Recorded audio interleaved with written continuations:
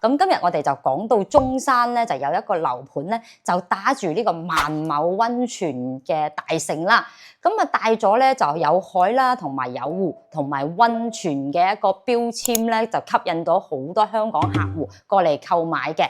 呢個板塊咧，基本未來5年咧係唔會有呢個成長性嘅啦。當時咧亦都係收割咗唔少睇樓團一個韭菜㗎。咁首先講翻佢區位嘅方面啦，亦都係佢哋嘅噱頭賣點嚟㗎啦。呢度咧有人話會係一個最大嘅韭菜盤啦，亦都有人話會係投資盤啦，亦都係呢個文旅盤嘅。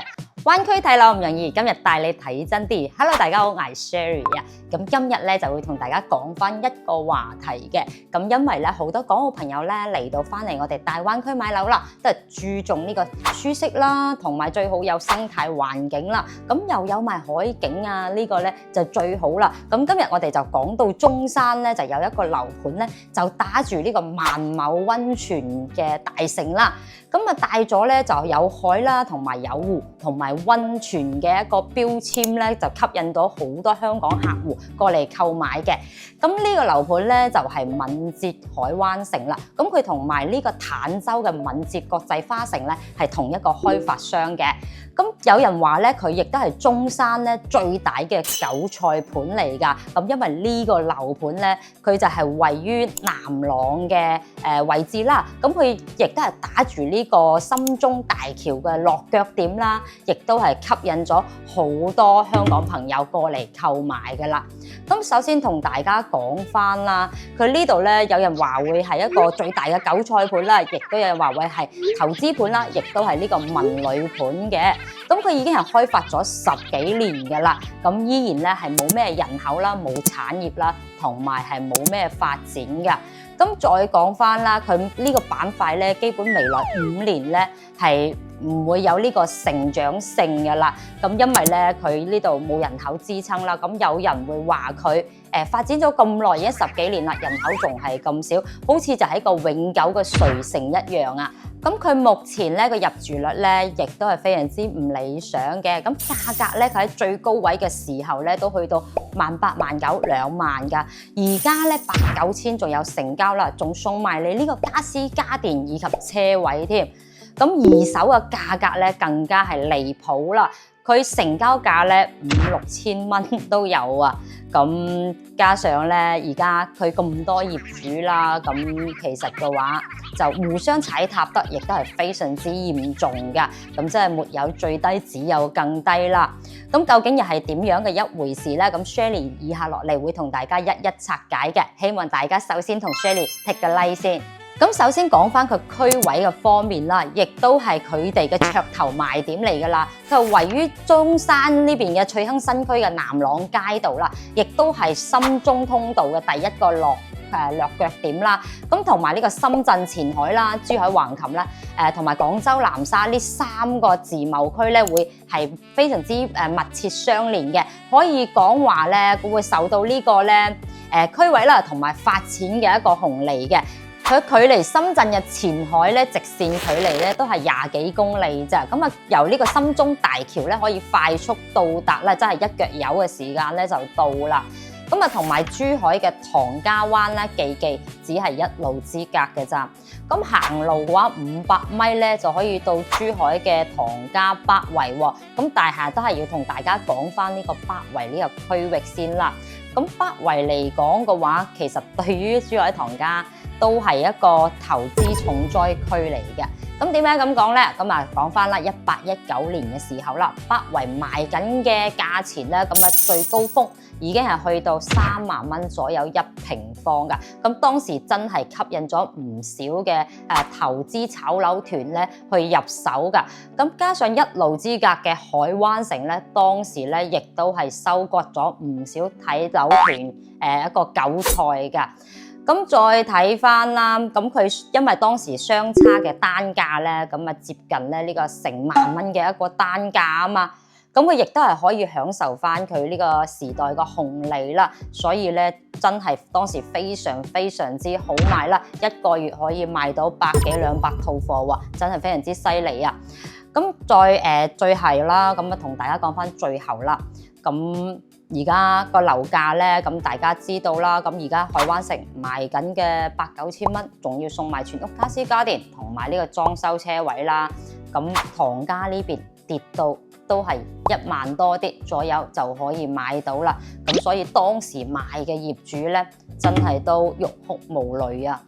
咁第二咧，再話説翻佢呢個未來廣州18號線呢個延長線啦，佢就正正咧設置喺呢個小區入邊就有地鐵口喎，接駁翻到廣州啦，以及呢個珠海咧出行真係超級方便喎！哇！呢個黃金大餅咧，真係吸引咗唔少嘅客戶去埋單㗎。咁地鐵上蓋物業喎幾吸引啊！佢入邊咧仲設咗呢個公交總站啦，可以去到中山嘅市區啦，以及係可以去珠海都係冇問題㗎。佢入邊咧亦都係配置咗到呢個香港直通巴，可以翻到香港入邊嘅，可以出到境啦。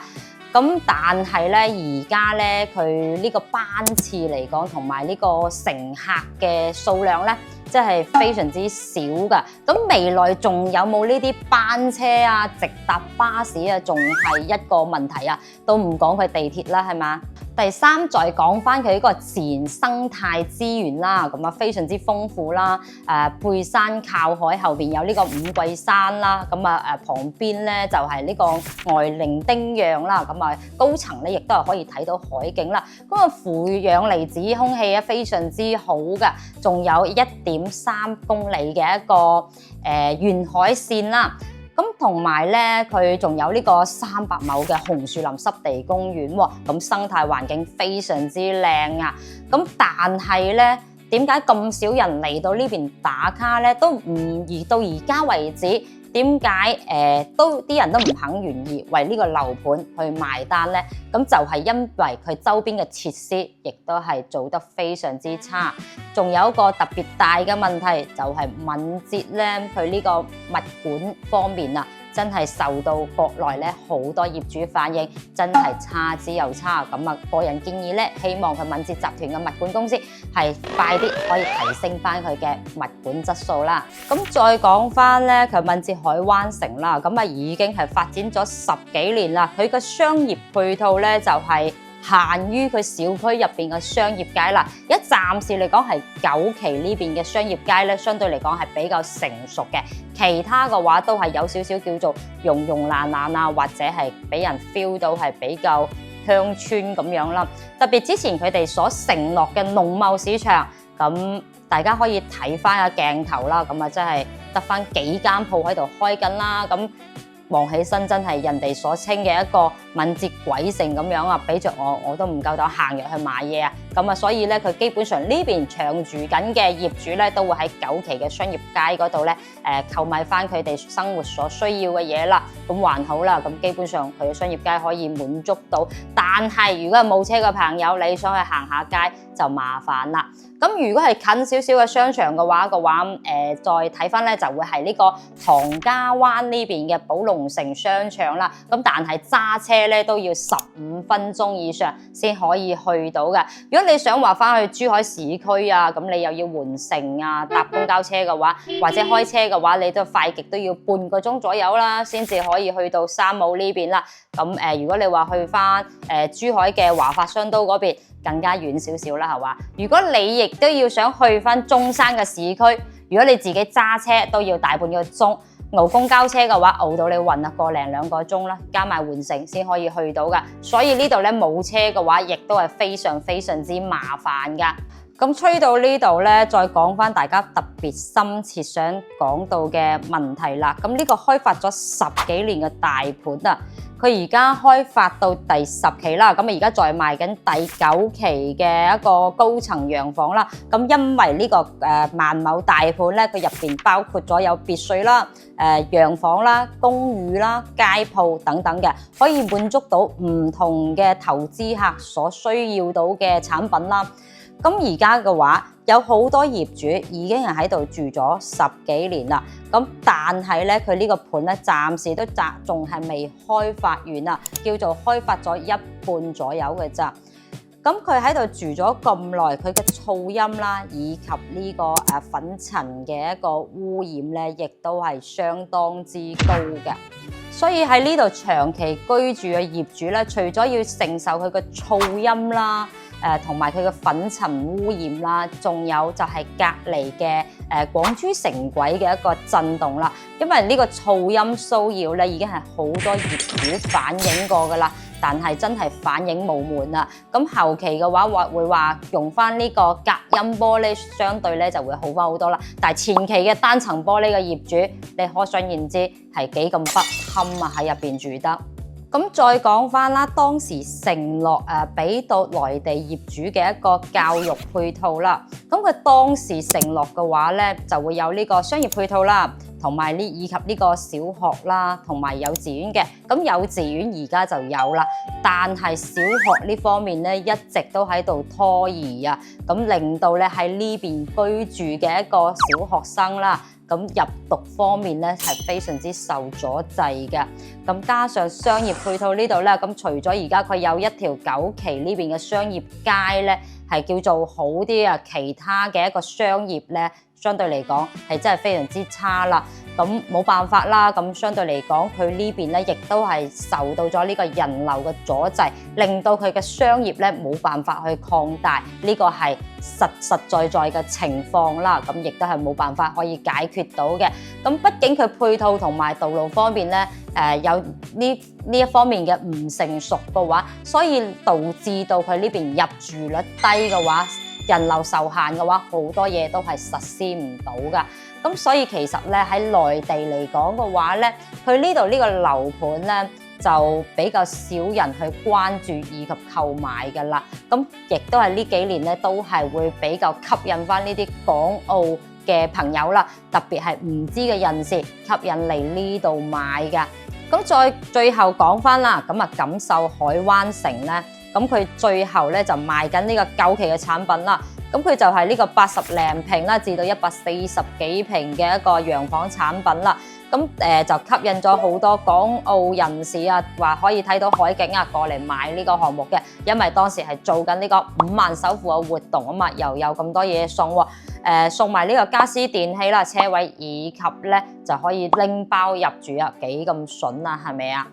咁但係咧，1年時間唔到，咁啊而家打5折出售都賣唔出，因為佢呢度咧，咁佢規劃咧有10萬多戶噶，咁所以咧，如果你要二手放出去個流通性咧，亦都係非常之差。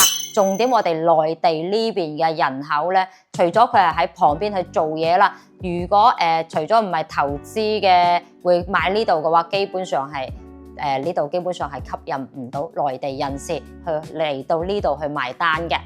咁再講翻啦，佢一共咧係分18期開發啦。而家除咗賣緊9期洋房，佢後邊咧仲有11期至到18期咧係會做呢個大型嘅文旅項目嘅。咁佢入邊咧包括咗呢個美食街啦、遊樂場啦、兒童樂園啦、水城啦等等嘅一個文旅項目。但係到底佢當地嘅政府或者佢開發商大家合資有冇咁多資金去打造呢個文旅項目呢？因為呢個黃金大餅都同大家已經係畫咗有10幾年啦。咁就算佢做到，已經係幾多年後啦。但係仲要同大家講翻個比較嚴重嘅問題，咁即係我哋現時購買咗嘅業主咧，要承受呢個建築噪音以及粉塵，仲要承受好多年啊！但係做唔做到都係一個問題嚟㗎。咁如果有 agent 咧要帶你嚟睇啲咁唔可靠嘅盤咧，咁唔靠譜嘅話，我建議大家都可以直接拉黑佢㗎啦。咁好啦，今期節目咧就同大家分析到呢度啦。嗱，以後大家睇樓都要醒醒定定啊！咁今期節目就到呢度，如果係想了解啲其他信息嘅話，可以喺我評論區下方評論嘅，或者亦都可以 WhatsApp 直接聯繫 Shirley 嘅。咁好啦，今期節目就到呢度，我係 Shirley，我哋下期再見啦，拜拜。